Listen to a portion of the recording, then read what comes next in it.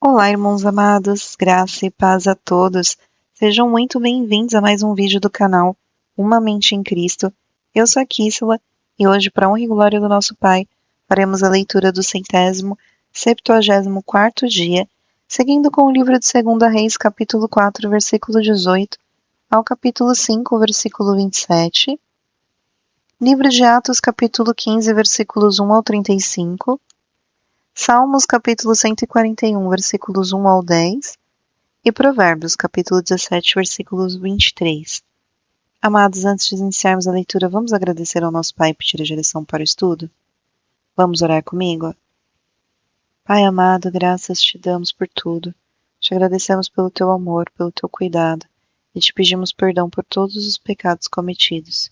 Te pedimos que o Espírito Santo de Deus nos dê a direção nessa leitura, para que nós tenhamos entendimento da tua palavra de acordo com a tua vontade. Que assim seja, em nome do Senhor Jesus Cristo. Amém. Livro de 2 Reis, capítulo 4, versículo 18, ao capítulo 5, versículo 27. O menino cresceu, e certo dia foi encontrar-se com o seu pai, que estava no campo com os cefeiros. De repente ele disse ao seu pai: Ai, a minha cabeça, a minha cabeça! Então o pai disse a um dos servos: Leve-o para a mãe. Ele o tomou e o levou para a mãe. O menino ficou sentado no colo dela até o meio-dia, e então morreu. Ela subiu e deitou sobre a cama do homem de Deus, fechou a porta e saiu. Chamou o marido e lhe disse: Mande-me um dos servos e uma das jumentas. Preciso ir depressa falar com o homem de Deus e voltar. O marido perguntou: Por que você quer falar com ele hoje? Não é dia da festa da lua nova, nem sábado. Ela respondeu: Não faz mal. Então ela mandou preparar a jumenta e disse ao servo: Pegue as rédeas e vamos. Não diminua a marcha, a não ser que se eu disser. E assim ela partiu e foi falar com o homem de Deus, no Monte Carmelo. Ao vê-la de longe, o homem de Deus disse a Geazi, seu servo: Veja, é a sunamita. Corra ao seu encontro e pergunte a ela: Vai tudo bem com você, com seu marido, com o menino? Ela respondeu: Vai tudo bem. Quando ela chegou ao homem de Deus, no monte, agarrou-se aos pés dele. Geazi se aproximou para arrancá-la, mas o homem de Deus lhe disse: Deixa, porque a sua alma está em amargura, e o Senhor escondeu isso de mim, não me revelou nada a respeito. Então a mulher disse: Por acaso eu pedi ao meu senhor algum filho? Eu não lhe disse que não me enganasse? Então o profeta disse a Geazi: Cinja os lombos, pegue o meu bordão e vá. Se encontrar alguém, não o cumprimente, e se alguém cumprimentar você, não responda. Ponha o meu bordão sobre o rosto do menino. Porém a mãe do menino disse: Tão certo como vive o Senhor, e como você vive, não o deixarei. Então Eliseu se levantou e foi com ela. Geazi foi adiante deles e pôs o bordão sobre o rosto do menino. Porém não houve nele voz nem sinal de vida. Então voltou para encontrar-se com Eliseu e lhe disse: O menino não acordou. Quando o profeta chegou à casa, eis que o menino estava morto sobre a cama. Então ele entrou, fechou a porta e orou ao Senhor. Subiu à cama, deitou-se sobre o menino e, pondo a sua boca sobre a boca dele, os seus olhos sobre os olhos dele e as suas mãos sobre as mãos dele, se estendeu sobre ele e o corpo do menino aqueceu. Eliseu se levantou e andou no quarto de um lado para o outro. Tornou a subir a cama e se estendeu sobre o menino. Este espirrou 7 vezes e abriu os olhos.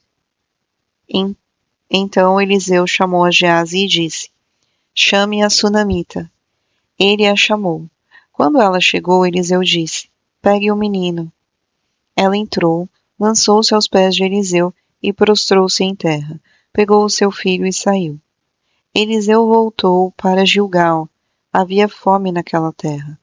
Quando os discípulos dos profetas estavam sentados diante dele, Eliseu disse ao seu servo: Ponha a panela grande no fogo e faça um cozido para os discípulos dos profetas. Então um deles saiu para o campo a fim de apanhar ervas. Ele achou uma trepadeira silvestre e, colhendo os frutos, encheu a sua capa com eles. Voltou para casa, cortou os frutos em pedaços e os pôs na panela, mesmo sem saber o que eram. Depois deram de comer aos homens. Enquanto comiam do cozido, gritaram: Morte na panela, ó homem de Deus! E não puderam comer. Mas Eliseu disse: Tragam farinha. Ele a colocou na panela e disse: Sirva as pessoas para que comam. E já não havia mal nenhum na panela. O homem veio de Baal Salissa e trouxe ao homem de Deus pães das primícias, 20 pães de cevada e espigas verdes numa sacola. Eliseu disse: Dê às pessoas para que comam. Porém o seu servo lhe disse: Como vou pôr isso adiante de 100 homens? Eliseu tornou a dizer: Dê às pessoas para que comam, porque assim diz o Senhor: comerão e ainda vai sobrar. Então o servo pôs a comida diante deles, comeram e ainda sobrou, conforme a palavra do Senhor. Naamã, comandante do exército do rei da Síria, era um grande homem diante do seu senhor e de muito conceito, porque por meio dele o Senhor tinha dado vitória à Síria. Ele era herói de guerra, porém sofria de lepra. Tropas saíram da Síria e da terra de Israel levaram cativa uma menina, que ficou ao serviço da mulher de Naamã. Um dia a menina disse à senhora: Quem dera o meu senhor estivesse na presença do profeta que está em Samaria, ele o curaria da sua lepra. Então Naamã foi contar isso ao seu senhor, dizendo: Assim e assim falou a jovem, que é da terra de Israel. O rei da Síria respondeu: Vá, eu enviarei uma carta ao rei de Israel. Então Naamã partiu e levou consigo 340 quilos de prata, 72 quilos de ouro e 10 mudas de roupa. Levou também ao rei de Israel a carta que dizia: Tão logo esta carta chegar a você, saiba que eu lhe enviei Naamã, meu servo, para que você o cure da sua lepra. Quando o rei de Israel acabou de ler a carta, rasgou as suas roupas em sinal de medo e disse: Por acaso sou Deus, com poder de tirar a vida ou dá-la, para que este envie a mim um homem para eu curá-lo de sua lepra?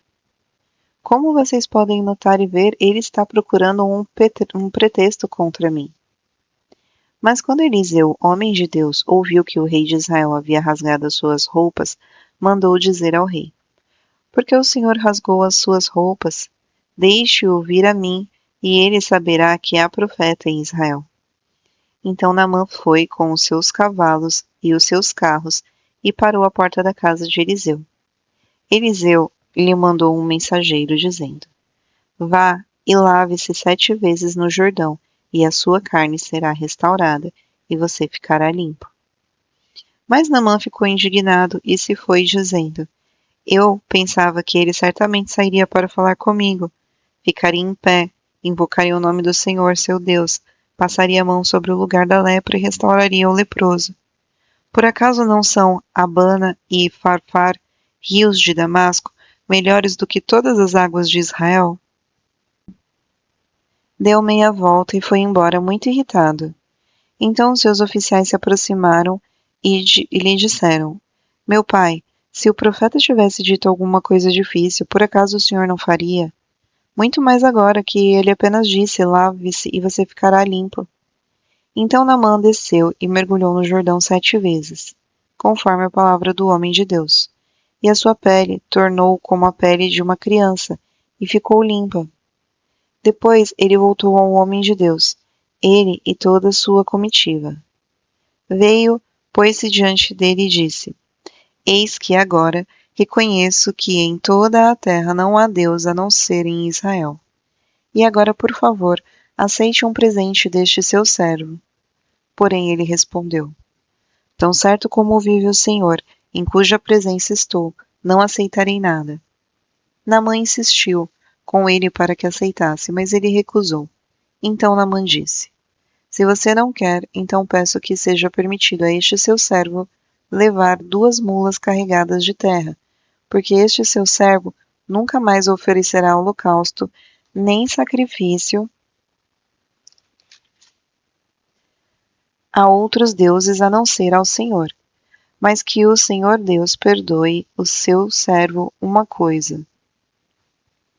Quando o meu senhor, o rei, entrar no templo de Rimom para lhe adorar, e ele se encontrar no meu braço, e eu também tiver de me encurvar no templo de Rimom, quando assim me prostrar no templo de Rimom, que o Senhor Deus perdoe este seu servo por isso. Eliseu disse-lhe: Vá em paz. Quando Naamã tinha se afastado certa distância, Geazi, o servo de Eliseu, homem de Deus, disse consigo: Eis que meu senhor foi generoso demais com este sírio Naamã, recusando o que ele trazia. Mas tão certo como vive o Senhor, vou correr atrás dele e receberei dele alguma coisa. Então Geazi correu atrás de Naamã. Quando Naamã viu que alguém vinha correndo atrás dele, saltou da carruagem para ir ao encontro dele. Então perguntou: Está tudo bem? Ele respondeu: Sim, tudo bem. Meu senhor me mandou dizer: Eis que agora mesmo vieram da região montanhosa de Efraim 2 jovens que fazem parte do grupo dos discípulos dos profetas. Por favor, dê-lhes 34 quilos de prata e 2 mudas de roupas. Naamã disse: Tenha a bondade de levar 68 quilos. Insistiu com ele e amarrou 68 quilos de prata em 2 sacos e 2 mudas de roupa. Pôs isso sobre os ombros de 2 dos seus servos para que o levassem à frente de Geazi. Quando ele chegou à colina, pegou os sacos que os servos traziam e os depositou na casa. Então despediu aqueles homens que se foram. Ele, porém, entrou e se pôs diante de seu senhor. Eliseu perguntou: De onde você vem, Geazi? Ele respondeu: Este seu servo não foi a lugar nenhum. Porém Eliseu disse: Você acha que eu não estava com você em espírito quando aquele homem voltou da sua carruagem para encontrar-se com você? Será que esta era a ocasião para você aceitar prata e aceitar roupas, olivais e vinhas, ovelhas e bois, servos e servas? Portanto, a lepra de Naamã se pegará a você e a sua descendência para sempre. E Geazi saiu da presença de Eliseu, já leproso, branco como a neve. Em livro de Atos, capítulo 15, versículos 1 ao 35. Alguns indivíduos que foram da Judéia para Antioquia ensinavam aos irmãos: Se vocês não forem circuncidados segundo o costume de Moisés, não podem ser salvos. Tendo surgido um conflito e grande discussão de Paulo e Barnabé com eles, foi resolvido que esses 2 e mais alguns fossem a Jerusalém, aos apóstolos e presbíteros, para tratar desta questão. Encaminhados, pois, pela igreja, atravessaram a província da Fenícia e Samaria, e narrando a conversão dos gentios, causaram grande alegria a todos os irmãos. Quando chegaram a Jerusalém, foram bem recebidos pela igreja, pelos apóstolos e pelos presbíteros, a quem relataram tudo o que Deus havia feito com eles. Mas alguns membros do partido dos fariseus que haviam crido se insurgiram, dizendo: É necessário circuncidá-los e ordenar-lhes que observem a lei de Moisés. Então os apóstolos e presbíteros se reuniram para examinar a questão. Havendo grande debate, Pedro tomou a palavra e disse: Irmãos, vocês sabem que desde há muito tempo Deus me escolheu entre vocês para que da minha boca os gentios ouvissem a palavra do Senhor e crescem. E Deus, que conhece os corações, lhes deu testemunho concedendo o Espírito Santo a eles, como também o havia concedido a nós, e não estabeleceu distinção alguma entre nós e eles, purificando-lhes o coração por meio da fé. Agora, pois, por que vocês querem tentar a Deus, pondo sobre o pescoço dos discípulos o jugo que nem os nossos pais puderam suportar, nem nós. Mas cremos que somos salvos pela graça do Senhor Jesus, assim como eles. E toda a multidão silenciou, passando a ouvir Barnabé e Paulo, que contavam quantos sinais de prodígios Deus tinha feito por meio deles entre os gentios. Depois que eles terminaram, Tiago tomou a palavra e disse: Irmãos, ouçam o que tenho a dizer. Simão acaba de relatar como, primeiramente, Deus visitou os gentios a fim de construir entre eles um povo para o seu nome. Com isso, concordam as palavras dos profetas, como está escrito: Depois disso, voltarei e reedificarei o tabernáculo caído de Davi. Reedificarei as suas ruínas e restaurarei, para que o restante da humanidade busque o Senhor, juntamente com todos os gentios sobre os quais tem sido invocado o meu nome, diz o Senhor, que faz essas coisas conhecidas desde os tempos antigos. Por isso, julgo que não devemos perturbar aqueles que entre os gentios se convertam a Deus, mas escrever-lhes que se abstenham das contaminações dos ídolos, bem como da imoralidade sexual, da carne de animais sufocados e do sangue, porque Moisés tem em cada cidade, desde tempos antigos, os que os pregam nas sinagogas, onde é lido todos os sábados. Então pareceu bem aos apóstolos e aos presbíteros, com toda a igreja, eleger alguns homens dentre eles e enviá-los a Antioquia, juntamente com Paulo e Barnabé. Foram eleitos Judas, chamado Barsabás, e Silas, que eram líderes entre os irmãos. Mandaram por eles a seguinte carta: Os irmãos, tanto os apóstolos como os presbíteros, aos irmãos gentios de Antioquia, Síria e Cilícia, saudações. Visto sabermos que alguns que saíram do nosso meio, sem nenhuma autorização, perturbaram vocês com palavras, transtornando a mente de vocês.